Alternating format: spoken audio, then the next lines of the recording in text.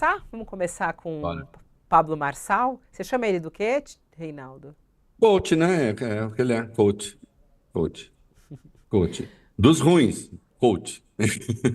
Ó, Não pode ser de que haja os bons. ele esteve hoje no All News e na entrevista ele falou pra gente que ele não foi procurar apoio de Jair Bolsonaro na reunião que ele teve em Brasília com o ex-presidente. E sim, orientação de uma pessoa que ele respeita muito. Por que que não vai ter o segundo turno? Isso eu vou te falar faltando 121 dias, eu acho, para a eleição. Acho que é 17 semanas. Algumas coisas vão mudar agora nas próximas 4 semanas. Eu só corrigi uma impressão sua que está errada e da mídia inteira. Eu não fui buscar apoio do Bolsonaro. Eu não pedi nada para ele. Eu conheço o capitão. Ele não gosta que as pessoas peçam nada para ele. Ele é um cara que tem repulsa disso. Eu não fui fazer nenhum pedido. Saí de lá com a cabeça erguida de quem almocei com ele. A gente deve ter passado ali umas 2 horas juntos.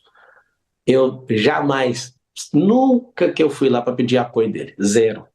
Inclusive, não fui pedir a medalha, ele que me deu a medalha. Eu fiquei muito honrado.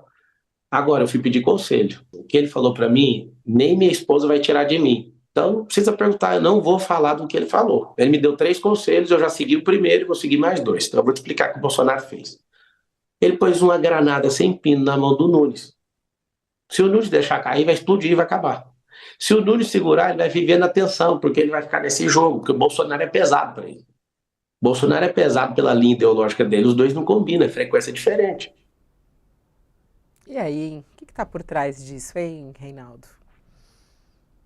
Obviamente, o Jair Bolsonaro está usando o Pablo Marçal para fazer uma espécie de chantagem política com o Ricardo Nunes. Ele quer emplacar o vice de extrema-direita, quer impor uma linha de extrema-direita à candidatura do Nunes, que, por sua vez, fez ali um arco de alianças mais amplo, e agora depende, claro, dos votos dos bolsonaristas, né? Estava havendo uma certa resistência em ceder, digamos, ao padrão bolsonarista de campanha, e há, porque também há pesquisas indicando que o Bolsonaro pode ser ali, se dá voto, também tira alguns votos preciosos, né? E, portanto, é de fato um aliado problemático. E aí aparece essa figura, não é?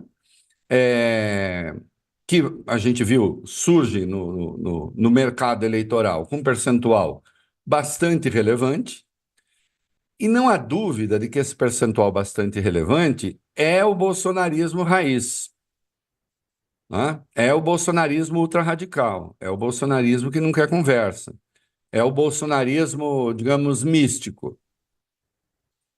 É essa gente que está com o Pablo Marçal. Se o Pablo Marçal for alternativa, eles preferem. E não é um pessoal que costuma ter muito raciocínio estratégico, não. É um troço meio de crença mesmo, né? Não, nós somos outra coisa, nós não queremos contato com a política tradicional, o que nome tenha, né? Evidentemente, se o Bolsonaro apoia, dá um apoio explícito ao Pablo Marçal, tem dificuldades para fazer isso, porque existe o PL fez acordo com os outros partidos. Mas o Bolsonaro encontrou um modo, um caminho, que é o da ambiguidade, né?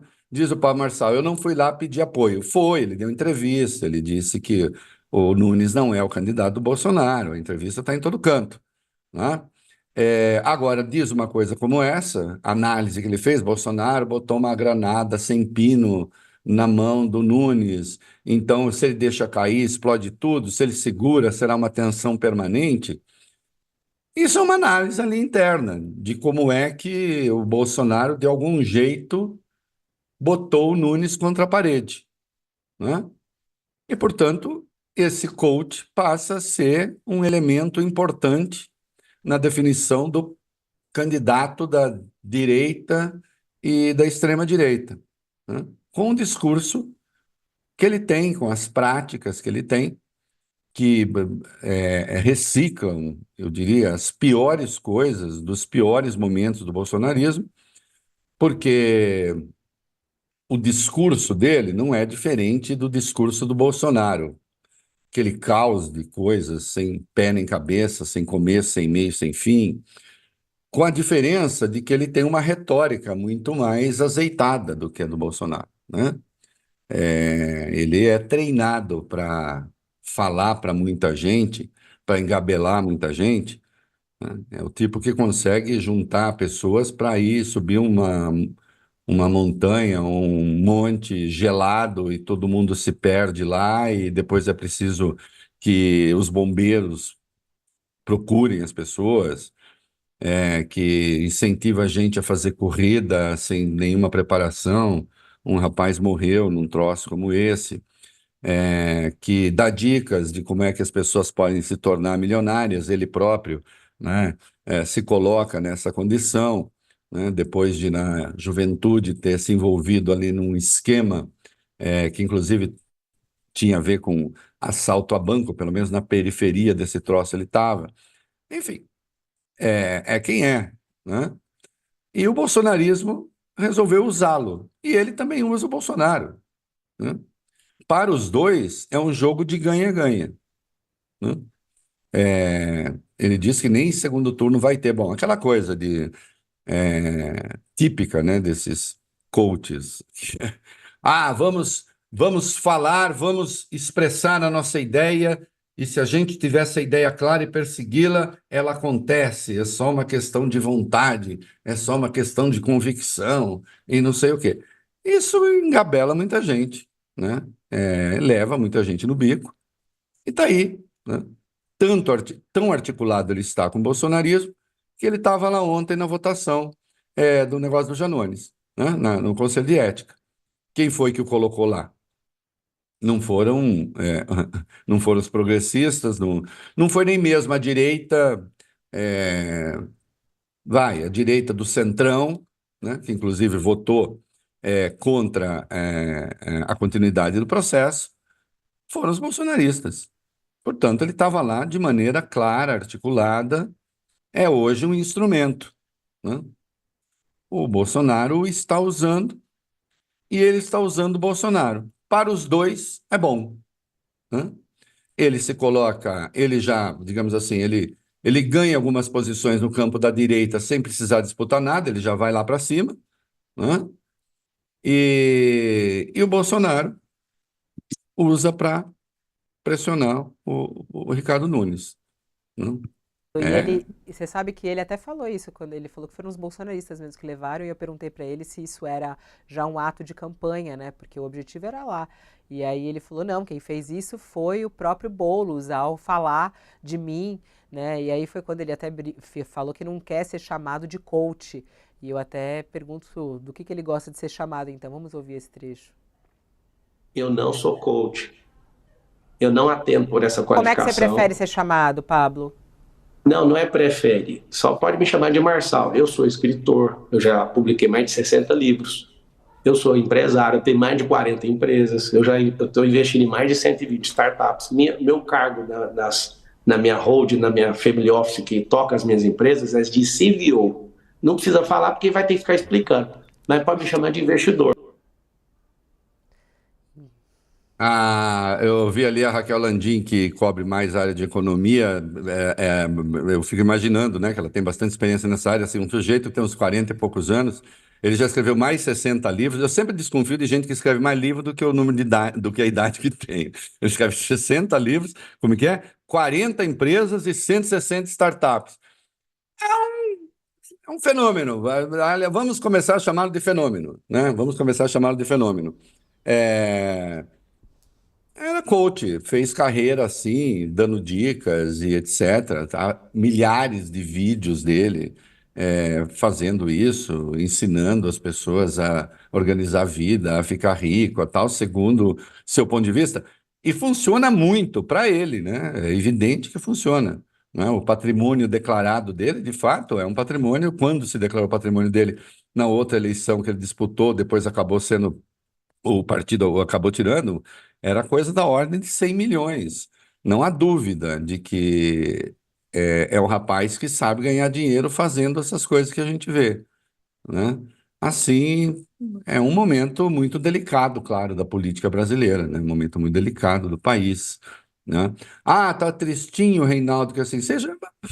Não tô tristinho, a questão não é pessoal, né? Imagina assim, que caminho a gente tem com isso que a gente vê? Que caminho a gente tem com aquilo que se viu ontem na Câmara? Para onde esse troço vai, né?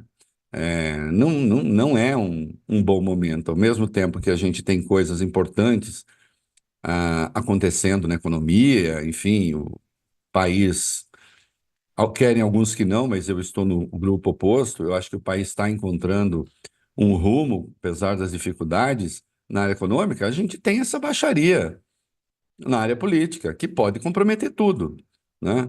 Como o desastre político pode comprometer tudo nos Estados Unidos, né? Jogar o país no indeterminado. Existe isso hoje, existe essa delinquência política que as redes e não sei o quê trouxeram, né, do fundo do lodo para a superfície e está aí, né? Vai passar? Não sei, né? O fato é, um sujeito como esse, com a história que tem, com o discurso que tem, ter aí entre 7 e 10% da preferência do eleitorado em São Paulo, sem nem mesmo ter uma vinculação especial com a cidade, é um troço estupefaciente, né? E preocupante, entende? Ó, Não quero. não, é super. É esse tom mesmo que você traz, né? Da tristeza do que tudo que a gente viu ontem. E você mesmo já falou, acho que no nosso último programa juntos, a gente teve até uma pergunta falando sobre o Congresso. Falou, você não tem dúvida que esse é o pior que a gente já teve. A gente Pior nunca teve. É o congresso, pior da história, você falou pior da aqui, né? história, É o pior pior da da história. história. E as cenas E quando se mostram fala bem da história, isso. às vezes as pessoas. Outro dia alguém disse, puxa, mas nós já tivemos um congresso que tinha escravistas. Não, sem dúvida nenhuma. Quando eu falo pior da história, você pega o padrão da época e compara com os parlamentares da época. Nós não podemos pensar num congresso no Império que tivesse os valores, alguns valores que nos são muito caros hoje, que não estavam postos então. Eu sempre coloco em relação ao padrão da época, é relativo, né?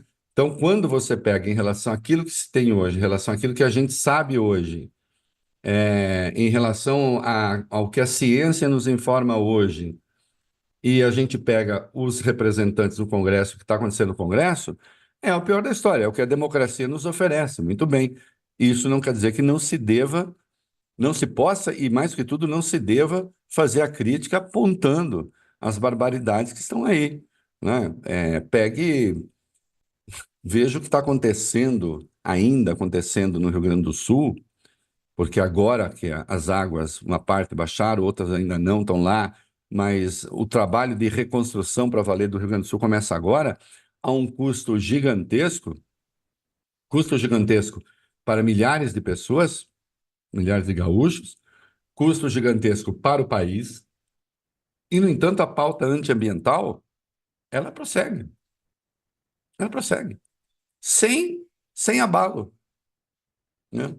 O Flávio Bolsonaro deu uma entrevista ontem ao Globo, tentando justificar, apareceu no Globo, tentando justificar o tal do projeto, e umas duas ou três vezes ele coloca as leis ambientais como inimigas. Então, é um momento estupefaciente. Assim, vamos lá, em outros tempos, haveria ao menos um tantinho de pudor. Você entende o que eu estou falando? Quer dizer, a pessoa fala assim: eu não vou agora atacar o meio ambiente, né? Vou esperar um pouco pelo menos. Porque está lá. Que a tragédia do Rio Grande do Sul tem o componente ambiental, o mundial e o local, é inequívoco, não é? Que é tudo acontecendo fora do período, fora de hora, fora da época, não sei o que, mesmo que fosse para falar de temporais, etc. Então, que tem esse componente, tem. E as pessoas não. Dane-se. O Flávio dá uma entrevista justificando lá a barbaridade dele, e o inimigo é o meio ambiente. Hum? Então, é assombroso, né? É assombroso. E acontecem coisas como aquela ontem. Hã? Com as- e você viu, porque depois a gente viu nas redes sociais, aquilo tudo estava sendo filmado, estava tendo. Foi uma cena, né? Foi uma armação, foi uma criação, né? De uma história que eles resolveram botar nas redes. Não estão lá, muitos deles, para discutir os assuntos do país e, de fato, para ver se é assim que deve ser, não é, como é. Não, estão lá para fazer a tal da lacração, né? E, enfim, esse senhor é personagem desse momento desastroso, né? Tomara que a democracia saiba resistir, saiba dar a resposta, né? E eu acho, e pior, eu vejo que alguns setores que têm condições intelectuais de saber quão grave isso resolveram que, bom, é assim mesmo, é parte da democracia, é parte do jogo, não há muito o que fazer, né? E isso é péssimo.